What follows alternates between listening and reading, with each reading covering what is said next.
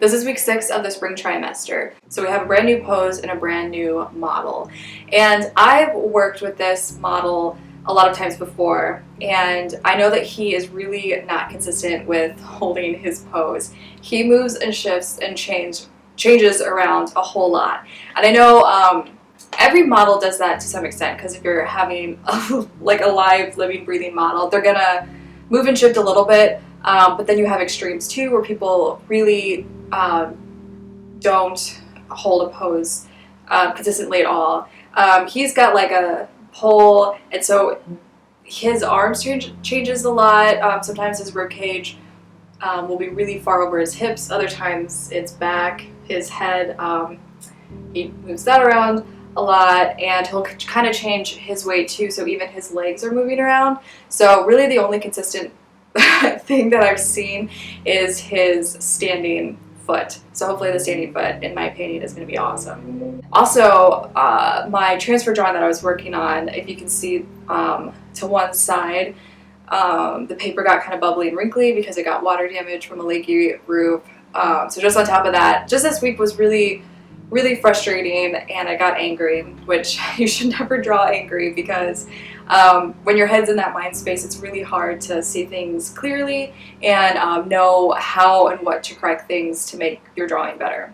But anyways, I went home on Thursday and I was thinking about this, and I was thinking that I really don't want this whole 5 weeks to be a really negative experience. So I was trying to think how I could spin this and try and make something that's really challenging and potentially really frustrating into something really positive. And so I know he's never really going to be in the same position. So I was trying to think of how I could make this an advantage instead of a negative thing. And what I came up with is that since I know he's going to be shifting and moving around a lot, for this particular situation, what I'm going to do is I'm going to try and capture all of take different parts that he's putting his body in, get the most beautiful aspects of that, really push the gesture into something as interesting and beautiful as possible. And so when I came in on Friday with this mindset, it really helped having that different new goal. And so I think I got a really good, I got a really interesting gesture, pushed in a really interesting way, and I'm really happy with it, and I was in a much better mood. And so our transfer drawings, they're usually 5 days that we work on them. This one, though, he left early one day and he didn't show up another day. So I actually got this transfer drawing done in 3 days, which is pretty quick for me, so that's really good. And now my cast. So this week I started a brand new cast. I got it set up on Monday in a position. I manipulated the light in a way that I really love, so I'm really inspired to work on it. And I did unfortunately forget to take pictures every day this week of it, but I did take a photo of it on Friday, so you can kind of see the end result. But I wanted to show you side by side the cast and the transfer drawing, so here's that image. And so you can see the cast is quite complex with the light shape and shadow shapes, with all those folds in the cloth.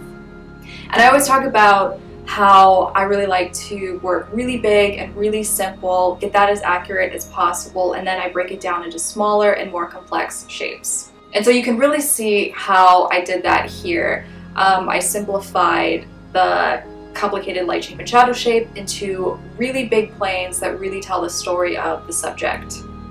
And so by the end of the week, I think I got a really pretty accurate light shape and shadow shape. So this next week, I'm going to be then breaking that up into smaller forms, making sure that I'm going to have room for all the folds in the cloth when I go and transfer and then paint it. But all in all, this was a really good drawing week for me, but painting is more fun. So I'm really excited to start painting the figure this coming week.